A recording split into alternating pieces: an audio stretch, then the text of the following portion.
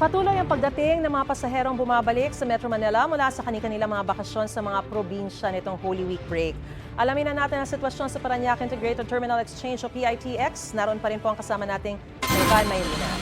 Good morning, Evan. Mga kapuso, nagbabalik po tayo dito sa Parañaque Integrated Terminal Exchange para bantayan pa rin ang pagbabalik Metro Manila ng mga kababayan nating nagbakasyon para sa Semana Santa. Sa mga oras na ito, nakikita po natin patuloy lang ang pagdating ng mga bus mula sa mga probinsya, partikular sa Southern Luzon, kabilang ang Batangas, Bicol, Quezon. Ang latest update po mula sa PITX, umaabot na sa 18,000 mahigit ang mga pasahero ngayong araw lang na ito ang nagsidatingan dito sa PITX. Kumustahin natin ang naging biyahe nila.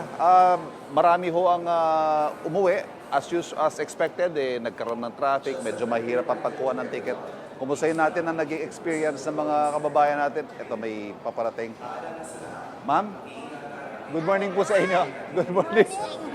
Pangalan po nila? Rosie. Rosie. Ma'am Rosie, kumusta ho yung naging biyahe nyo? Saan po kayo galing pala?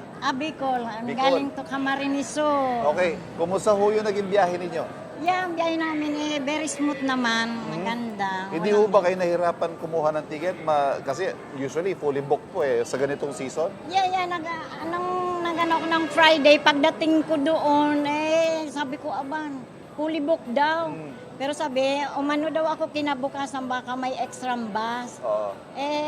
Thanks to Lord, Okay God. naman. Okay naman, kinabukasan, nakakuha ako ng extra bus. Kaya, nag-ano ako na Okay. ngayon ng Sunday.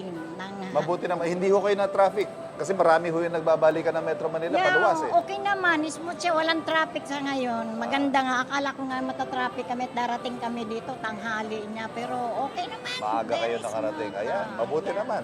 Opo. Blessing. Blessing. Thanks God. Maraming salamat po. Ingat po kayo. Thank Ay, you. opo. Pasaan kayo niyan? Pauwi na. Pauwi na. Dito sa Las Piñas. Las Piñas. ako. Okay, ingat po kayo. Ingat po kayo. Thank you very much. Yan po nakausap natin si Nanay Rosie. Magandang balita yan. Naging smooth ang kanilang biyahe mula sa Camarines Sur. Pero siyempre sa buong maghapon po, inaasahan natin patuloy pa na dadami ang mga tao dito sa PITX. Ayan, pakita lamang natin ang sitwasyon. Ayan, makapal po ang bilang ng mga tao dito sa PITX. Ayan, dito naman sa bahagi ito kanina, nagkakaroon ng pila.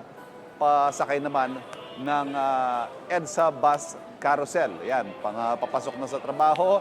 Back to reality ika nga ang ating mga kapuso. At tapos na po ang mahabang bakasyon. Mga kapuso, yan muna ang latest na sitwasyon mula dito sa PITX. Balik muna tayo sa studio. Maraming salamat, Evan Mayrina. Mga kapuso, para una ka sa mga balita, mag-subscribe sa GMA Integrated News sa YouTube. Sa mga kapuso abroad, subaybayan niyo po kami sa GMA Pinoy TV at sa www.gmanews.tv.